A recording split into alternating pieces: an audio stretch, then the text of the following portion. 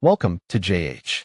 Today we are looking at the Caesars Rewards credit card, a piece of plastic specifically designed for those who find themselves wandering into Caesars casinos, hotels, and resorts more often than they probably should admit to their accountants. It is tied directly to the Caesars Rewards program, allowing you to earn points every time you swipe. Because nothing says financial responsibility like a credit card that actively encourages you to spend more time at the craps table. There are two versions of this card, the no annual fee edition and the prestige card, which comes with a yearly fee for the privilege of spending money.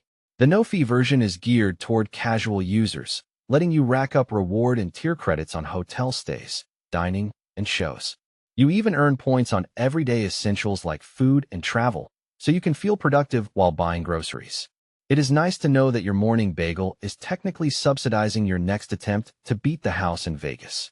New cardholders usually get a welcome bonus after hitting a spending target in the first few months, which is a great way to justify that impulsive sweet upgrade. These reward credits can be traded for hotel stays, meals, or more casino play, while tier credits help you climb the Caesars social ladder to unlock better perks and discounts.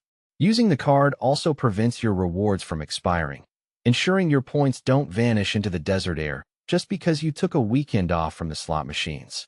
The Prestige version demands a yearly fee but throws in extras like a free hotel night and dining credits to sweeten the deal.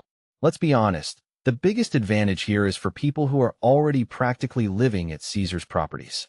If you aren't a regular visitor, this card is about as useful as a screen door on a submarine. Other cards definitely offer better cashback for the average person, but for the Caesars superfan, it's a solid way to speed up the rewards process. Thanks for watching, and try to keep at least some of your money in your actual wallet.